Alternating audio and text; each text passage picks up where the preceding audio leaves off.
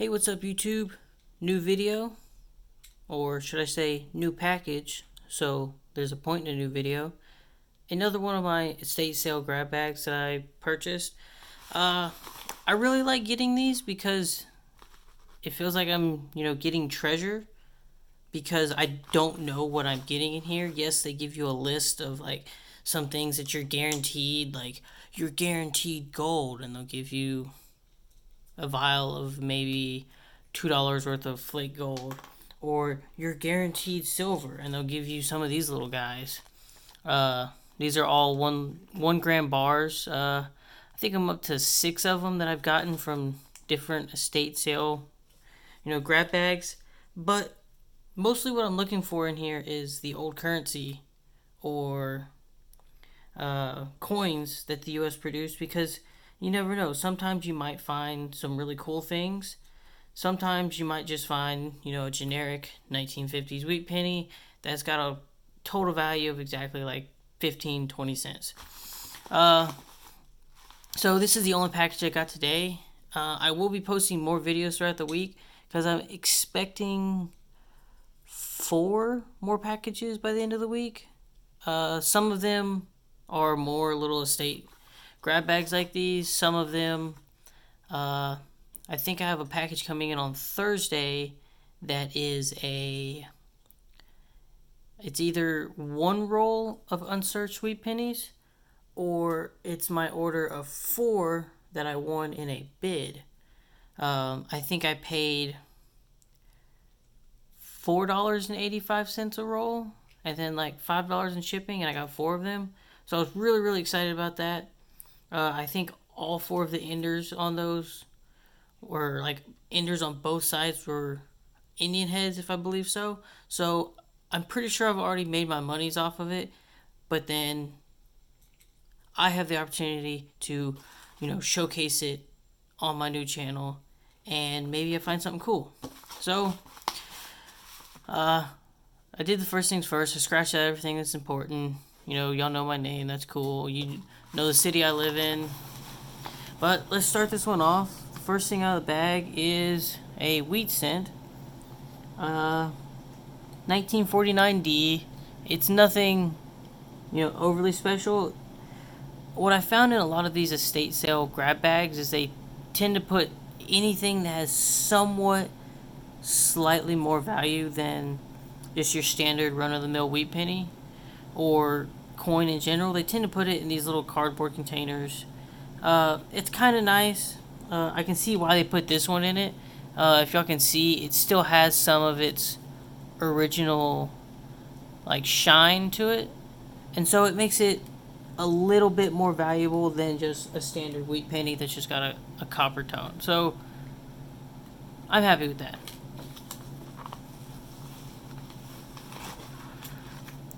And a 1957 silver certificate, blue stamp. These are cool. I've got a few of these. Let's see. Just sitting on the table. I've got some other ones. I unboxed this one a few days ago. I'm pretty sure this is a 57 too. So they're pretty common. Yes, I could spin this as a $1 bill. But they go for about $1.50 up to, $5, depending on if this is one that someone really wants or, how you trade it. Again, I really like these estate sale grab bags because they put them in a pretty hefty duty piece of plastic, and then the whole top can open and you can pull it out. So this is a pretty cool find. Let's see, what do we have here? Okay, this is the bag of pennies that I was promised. Another thing with these estate sale grab bags, they say they'll give you, 5 to 20 wheat pennies, or 10 to... Oh, hello. There's a steal in here. They'll give you, 5 to 10 wheat pennies, and normally it's just generic. Sometimes you get lucky, like with this steel one.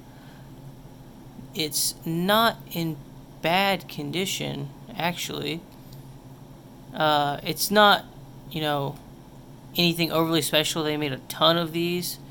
But it's still cool to get, a steel wheat penny over just a 40s or 50s, just copper one. So, that's cool. 1959. That's not a wheat penny. I mean, they did say we were just gonna get some pennies. It's not in terrible shape. Actually, looks like it could just be how well it's worn off, but the W on this one looks a little smushy, and that could be because of a little bit of extra grease in it, or it could just be because it's old and it was in circulation. This is cool. A 1900 even Indian head penny.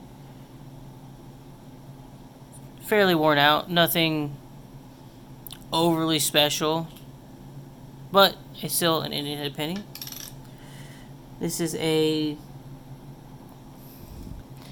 1973D with some aftermarket or aftermint damage. I say aftermint damage, it looks like someone just stamped someone's figurehead into it. So I feel like this is just kind of a novelty coin. Huh. Oh, we got another Indian head, 1895. It's always nice to get something from the 1800s. In my opinion, I really like getting these just because, you know, they're a little bit different than wheat pennies and they hold a little bit more value. Oh, look, we can see in here there's something that's not even an American penny. 1956D, so just another generic wheat penny. And then, ooh, this is a German. I'm gonna say it's not a penny because it's got a 2 on it. Maybe it's a 2-cent penny for them. But it's from 1950. Deutschland. That's about all the German I know, so I know it's from Germany. That is actually pretty interesting. Let's get one of my wheat pennies. So, I've never seen this coin before, but you can definitely see the resemblance. It has 2 stalks of wheat on it that kind of wrap around the outside. So that's pretty cool. I'm not upset with this little grab bag because, like they said, it is just going to be a generic. Here you go. Here's a small little bag. That, I mean, they even, you know, the cost of ordering 100 of these little Ziploc bags is probably, you know, 50 cents, and you get 100 of them, and they're 50 cents a piece. So, like, the fact that they'll individually wrap a handful of pennies is, you know, pretty cool. So, let's see. Ooh. And another steel cent. It's actually kind of weird that they would put this one that's really beat up. And you can see some rust marks on it. You can see where someone maybe have cleaned it up. And then the back is just really dirty. And so they put it in this little container. And then this guy, which I would say is in a very good condition, is just kind of thrown in the grab bag. Oh well, moving on.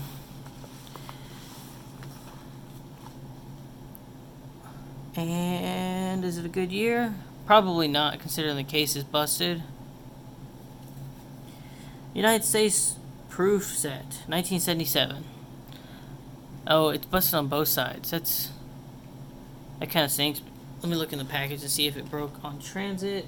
No, it didn't. So, you know, these are cool. Most people tend to collect these from their. It's even got a break in it right there. Most people tend to just collect these from their year that they were born.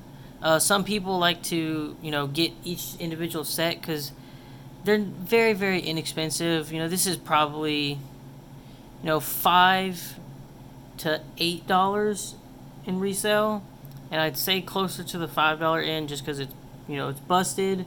The $half is still protected in there, but the container's busted, which that kind of stinks. But it is a proof set. I do have 6 proof coins here. And it's just a cool addition. Let's see. Oh, like I showed y'all earlier, the Promised Gold. I'm pretty sure the vials cost them more than the amount of gold that are in these. And I think I'm up to 8 or 9 of these things now. At some point I will be, buying a crucible and different kind of things so I can melt these things down and actually see how much it's worth. In this form, these things are worth, novelty, $1 to people that want to collect these kind of things. Maybe at a coin show and a younger audience, people are just getting into, collecting kind of things. You can maybe sell these for $2 or $3, but it's not anything overly valuable. So I'm actually kind of curious to see, when I melt down, 8 or 9 of them, maybe I can definitely see myself getting a little bit more of my money's worth out of these things. Because you are promised gold, and it does say you'll get chunky flakes or up to a 1 gram bar. Now, this package specifically, I think I spent $20 on it. So I'd be really surprised if I got a 1 gram bar out of this one. Mainly because, I spent $20. 1 gram of gold goes for about $45 right now. I could have bought 2 packages with just 1 item in here. And that's not including, the steel cents, the 2 Indian head pennies, this guy, the proof set. But we'll see. Those are future videos. And there's one thing left in here. Let's go ahead and get that out. Indian, and I cannot read what they've put on here. Indian and BU wheat cent, 1907 and a 1958, and apparently they bought this one for $3, or they sold it to someone, or they just kind of put it in another package. The wheat penny is actually in really, really good shape for a wheat penny. You can see every single one of these small little lines inside of the wheat stock. The holder's busted, so that's not going to hold that guy in for very much longer. It still is a very, very bright coin. It's a 1958. Let's just compare it to the proof one that are made to be extra, extra shiny. Put them right next to each other. Obviously, the proof still looks a lot better. Ooh, getting the light right off the proof, you can definitely see the reflection very well. And when you put it up against 1958, it's still got a really nice glare to it. So that's cool. So let's see. We've got the silver certificate, 3 Indian head pennies, 2 steel, one being a lot better than the other. This other 1949 penny, let's see, one loose wheat penny, a decent looking 1959 from Philadelphia, the coin from Deutschland, which is, fairly cool. It's as old as the wheat pennies, but I don't know how many of those were made, so I don't know its exact value.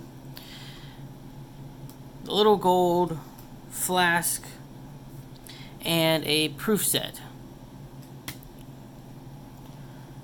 So, not quite worth the $20 I spent on it. I'd say, $1 or $2 here, $1 or $2 there. The 3 Indian head pennies, I can probably get about $3 for them. But I'm happy because I'm adding to the overall value of my net worth. I can throw this silver certificate in with the other ones that I've gotten. I can add this stupid little thing of gold in with the other ones that I've gotten.